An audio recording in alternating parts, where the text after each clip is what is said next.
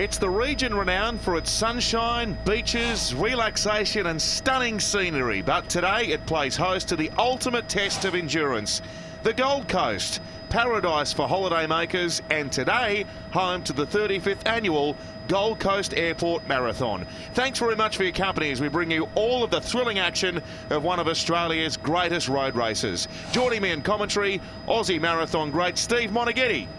G'day Matt, good to be along. Another beautiful day here on the coast, so expecting a very exciting race to unfold. And it's a race, Steve, that attracts runners from right around the world.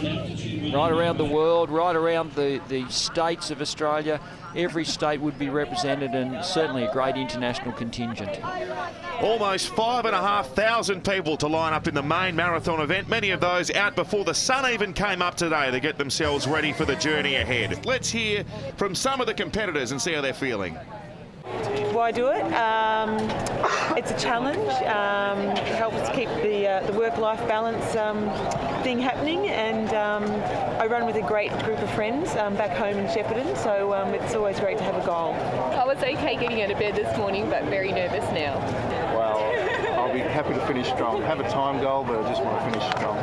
The elite athletes at the front of the pack preparing to start the race, and behind those, some of the amateur runners who are looking to set a personal best or at least cross something off their bucket list. And they're away, and I think a lot of these runners just delighted to get away. A bit nervous before the start, but you can see now they're all into their running and getting ready for a big day. And the early stages of the marathon, Steve, nerve-wracking for everyone, I'd assume. It is, yep, and you can see those balloons there, they're pace runners, so they try and get into a group there. Most people would understand that the marathon is very much about pacing your effort, so you try and establish a pace really early on. You just want to keep out of trouble, get in a good group and stay pretty relaxed early on.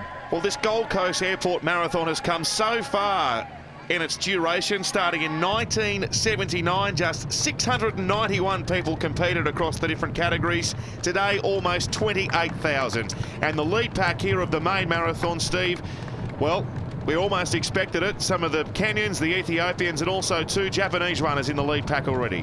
No surprises. The surprise probably is that they've broken away so quickly, but we've got some of the pace runners here at the front checking the watches, making sure. Now, they're really keen. They've got great athletes here in the men's race and the women's race, and they're looking at the course record. So they need to run at about 3 minutes 05 per kilometre, and they're right on that pace. So that's the established pace, and they'll run that very evenly across the whole journey. And it is a picturesque course for the Gold Coast Airport Marathon, taking in places such as Broadbeach and Surfers Paradise and Southport. Whether or not the runners get the chance to take in that scenery to try and distract themselves is a different case, I suppose. Well, I reckon you would, Matt. If you're going to run through a lot of pain and over a marathon distance, you might as well do it in an environment that you're enjoying. And I tell you, the scenery here is as good as it gets, so you might as well take it in. Why not have a look at the ocean and the beautiful scenery along the way? The 2013 Gold Coast Airport Marathon is a very poignant race. 12 months ago, Ethiopia's Alamehu Shumie won the event. Tragically, he was killed in a car accident earlier this year. He developed a friendship with other runners, none more than the second place Robert Mwangi of Kenya. Their camaraderie at the finish line with other place getters, including the 4th place Yuki Kawauchi, will long be remembered. Like Kawauchi, Mwangi is back this year, and he'll be running in honour of his East African friend. It was very, very sad. To me, I didn't believe it. Until today, I keep on saying that it's not true, because once you're a very close friend, someone you became to know, and you now good friends, you're planning big things to do together, maybe to help each other in life, then he's gone. I think the whole course of it, I'll be remembering him. Take your mark, go. The Gold Coast Airport Marathon, not just the main event. In fact, there's 7 other categories. One of those, the Southern Cross University 10-kilometre run. And Steve Monaghetti, the recognisable figure of Craig Mottram, one of the leading contenders for this race. Yeah, they're in the green in centre of screen, but also off to his left in the blue, Michael Shalley, who has absolutely dominated this event over recent years. And Craig Mottram a great competitor on the international stage over a number of different races, the 10 kilometre, the 5,000 metres of course, and has represented his country with great distinction at a number of Olympic Games and international meets. And another victory for him as well in the 10 kilometre race, coming in just under half an hour, and victory in the women's race to Lara Tamset. So a couple of Australians enjoying some success here at this running festival, the Gold Coast Airport Marathon. But back to the main event, Steve, and here's the leading women's contenders. Yeah, good group there, and we see most of the usual suspects in that group. Although I think Sally Gibbs just a little bit ahead, the New Zealand runner, but this is the pack where we would see the main contenders for the female race today. And we've got some really well-credentialed women runners. In fact, I reckon this is where the race is today. I'm really looking forward to seeing this race unfold. Ngaruchi there on the right and Mugo there on the left, two of the leading African contenders here. And Tassima in the middle, yeah, and one notable, we have one Japanese lady there, but I don't think that's Akaba, so it's a little bit of a surprise there. She's certainly the pre-race favourite and not in that group at the moment. Your advice to some of our amateur runners, Steve, who are competing here, many of them, of course, for the first time, attempting a marathon over the full course. It's on a lot of people's bucket list. They want to finish a marathon in their lifetime, and for them it would just be spreading out the load and trying to get across the line, irrespective of the time. Just finishing a marathon is a wonderful, wonderful achievement. 42.2 kilometres is... It's easy when you say it. It's a lot harder when you're out there pounding the pavement to achieve a successful run. So really a very significant day for a lot of the people who have had a journey through their training to be in a position to run well today. Here's our leading pack, and Serum there as well, along with Gibru, and in the green singlet coming into shot there on the left, Yuki Kawauchi, who is known as the citizen runner from Japan, where he is an absolute legend, Steve. He is a legend, fourth here last year, so he'll certainly be looking forward to a podium finish this year, and he's one to look out for. And that hydration's really important. They have special drinks, the elite athletes, and that's just to keep their fluids and their electrolytes up, so they all make a really determined effort to get their drinks on board, especially early, because we have a saying in marathon running, if you're thirsty, it's too late. Noticeable as well off the back of this pack, Mwangi, the runner-up last year, he has dropped off this leading contingent early on. That's a surprise. He's obviously not having a great day. You would certainly want to be in this pack. This is where our winners will come from. So a marathon's not normally a race where you will drop off and be able to pick the leaders back up. So he'd want to be in this pack for sure. And not a lot of people would be aware, but there are pacemakers even in marathon running. Give us a bit of an explanation about their role. There is, that's right. And up the front we'll see the three runners there at the front of the pack. They get into that pace and they set a pace that's very even, and the other runners who are really here to win the race, they don't have to worry about it. They know the pace will be looked after. They'll get a bit of protection. If there is any wind, they'll sit in behind there and just let the course unfold. So they don't have to do any thinking. They just let their mind concentrate on getting a really competitive and a successful race done today. So they're accepted in all international marathons now. Paces would be a part of the event. Kawauchi, one of the Japanese runners that we've spoken about. The other one amongst this leading pack is Ito, who has a wonderfully economic style. He looks like he's doing things so easily. He's just three back there on the left-hand side of screen. You see above the headshot there, you can actually see that they're all very efficient, not wasting any energy at all. And whilst they might be taller and different actions, higher arm action and lower stride lengths, they're all very efficient, and that's what marathon running's about. It's getting your body weight, carrying it over that 42-kilometre distance in the most efficient way possible, and you develop that over training. So you can see the pace. They're just looking around, making sure the pack's all happy and staying together. They seem pretty content, so I think they're rolling along pretty well here, Matt. And sharing a drink amongst themselves. That's very civil, isn't it? Oh yeah, I think we all understand. There's great camaraderie between the marathon runners, and we're seeing that right here out in the race. Amongst the runners, Australia's multi-medal winning Paralympian Michael Milton, who's hoping to set a new world record for the fastest marathon on crutches. Oh, you know, I think the marathon's such an iconic event and an idea, and being the committed athlete that I am, yeah, you know, it's just something you got to do once.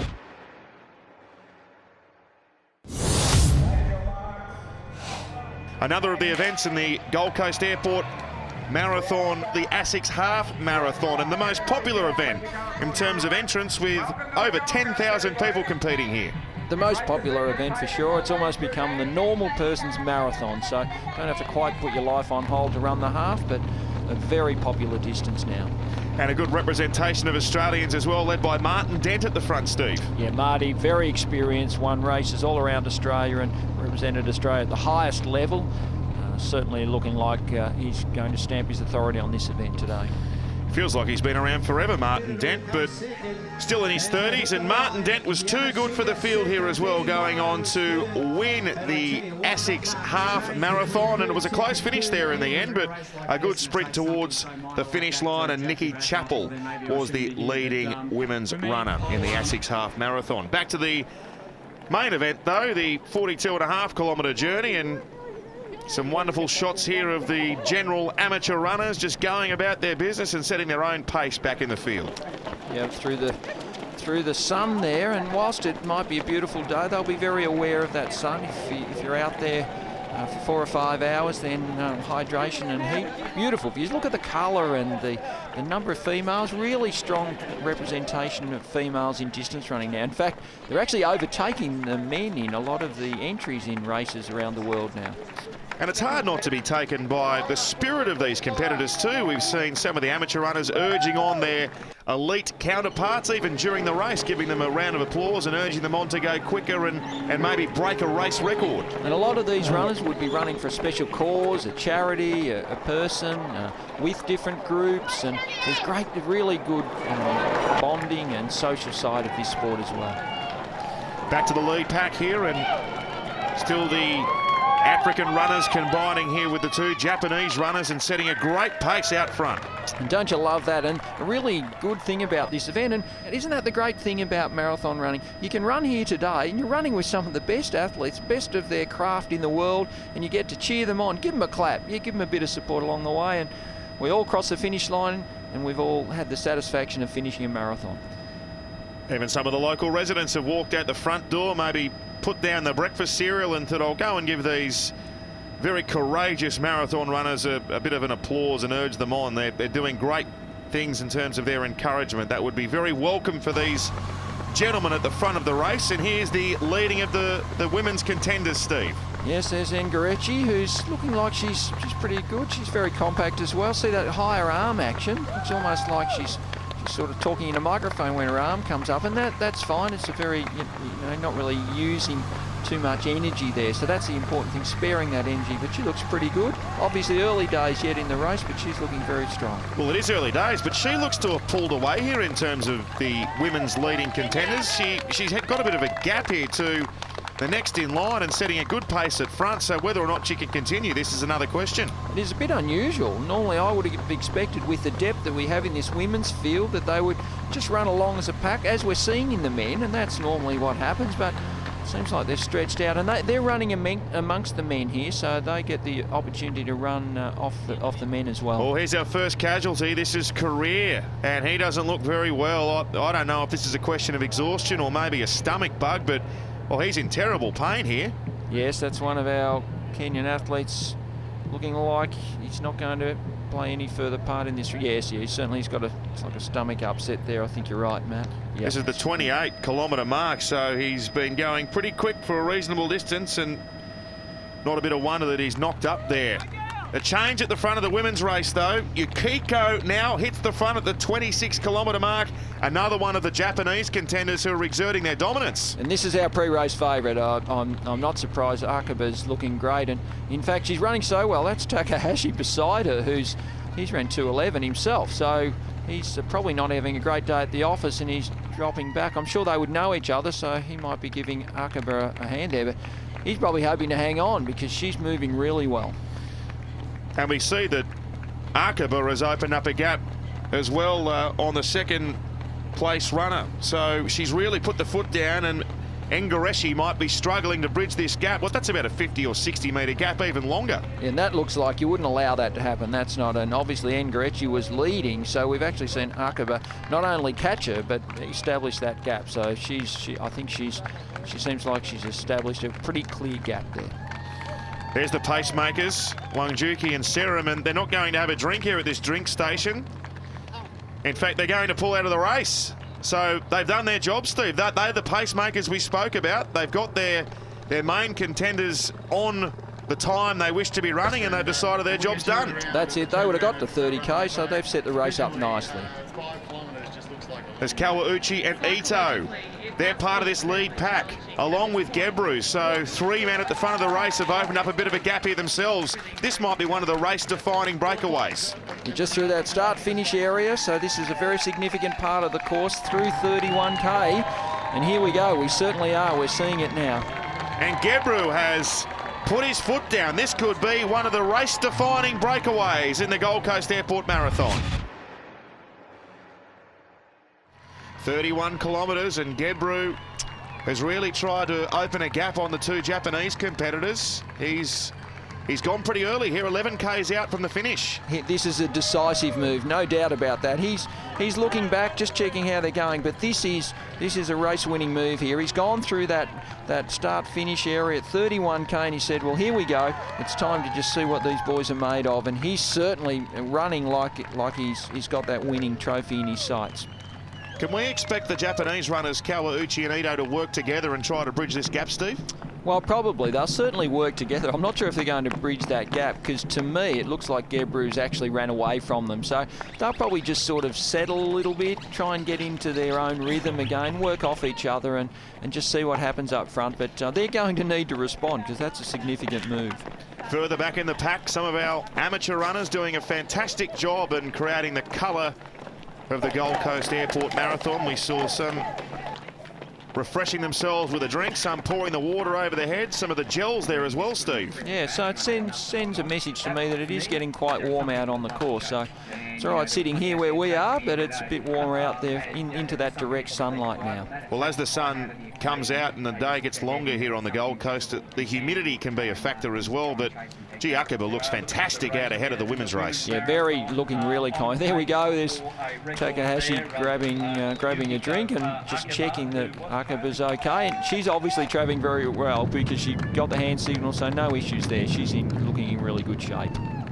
Now this Gebru tried to exert his dominance with that breakaway, but Kawauchi, Steve Monaghetti, is coming after him quickly. He's closing fast, and I never like it when people look around, and Gebru's certainly looking around as if to say, well, you're going to get me here. So it's a bit of a defeatist attitude, but hopefully he'll be able to hang on when Kawauchi does catch him. But well, he's slowed up, Gebru. You can see here Kawauchi, he's got the grimace on his face and he's making an effort to come after him, but Gebru, he looks like he's slowed right up as we come towards the turnaround. Yes, there's a definite difference in their cadence there, and he's closing rapidly here. Kawauchi about to take the lead, you'd have to say. Oh, he is struggling here. Gebru, you can see, he looks like he's almost exhausted, but the Japanese runner is getting stronger. He's putting in a serious sprint. Now, this is the race. We see how will Gebru respond. This is the key. Can he make it, just raise a last effort to hang on when Kawauchi comes past? Well, he doesn't look like he's got much left here, Gebru. Look at this effort from Kawauchi. He just powers past him and puts 5-6 metres on him in the blinking of an eye. This is a great performance. Yep, that's it. I think he would have responded had he been able to, but I think that's showing that Gebru's gone. Whilst Yuki is grimacing, I'm sure he's confident about his prospects now. Well, this will help him get to the finish because the crowd, well, they are showing great admiration for this amateur runner. He works full time. He arrived on the Gold Coast only on Thursday, and he's going to go down to the line now. The race record could be on the line here as well. Kawauchi, he's powering. He's after the 2:10.01 mark set in 2011 by Nicholas Manza. He might go close to that. His compatriot Ito will get second. So it's a 1-2 for Japan, and Hindru, he's come from further back to finish third, but this is a dominant performance here by Kawauchi, and he's equalled the race record. Well, that's an outstanding run, and we see the Japanese cornellaring the 1-2. They're a real surprise, the breaking of the Kenyan dominance. And dominance is the best way to describe that performance from Kawauchi. He powered away and was dominant in the end. Ito second, Hindrew in third, and Walker and Lynch, the Australians, doing well also. The Japanese fans will be grateful, and all those spectators that gave me a cheer here, I'm really grateful for those kind people.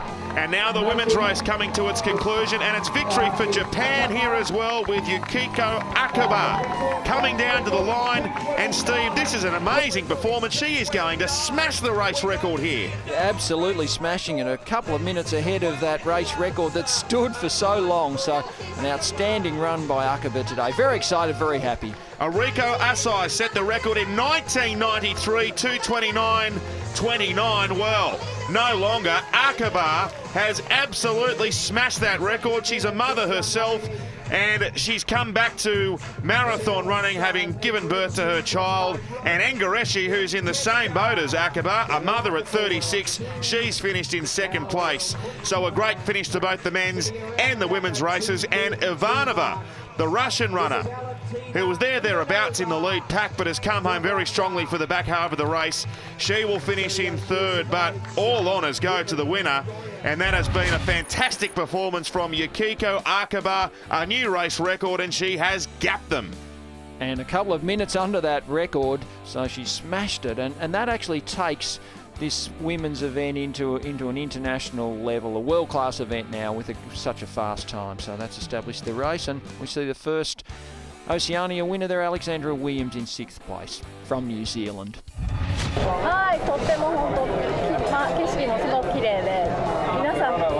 I really enjoyed the run today, and also you get to see other runners when you go round the turning point, and they gave me lots of power to get going. They'll be crossing the start-finish line for many hours to come, but this man, Richard Nicholson, the victor in the wheelchair marathon. A fantastic effort from him. Let's hear from some of those who have completed the course. It was a really good day. The conditions were great, and yeah, there was a bit of a headwind coming back for the last couple of Ks, but it was an unreal event again. It was really good. A great day. Beat my PB by 20 seconds. There's so many people out there. It was awesome. Now, the adults may have had their fun, but here are the stars of tomorrow. The Gold Coast Airport Marathon, allowing the kids to have their own fun run. Yeah, a 2K and a 4K dash for those kids, and I'm sure they had a terrific day out there. The champions of tomorrow on show, and we can also let you know from the course that Michael Milton, who we heard from earlier, has broken the world record for the fastest marathon run on crutches. So another achievement under the name of Michael Milton, that amazing athlete. There'll be athletes crossing the finish line for many hours to come now, and they'll be able to tick something off their bucket list, many of them, and a great sense of pride having completed the Gold Coast Airport Marathon. Steve Monaghetti, thanks very much for your company. Thanks, Matt. And we look forward to your company again next year.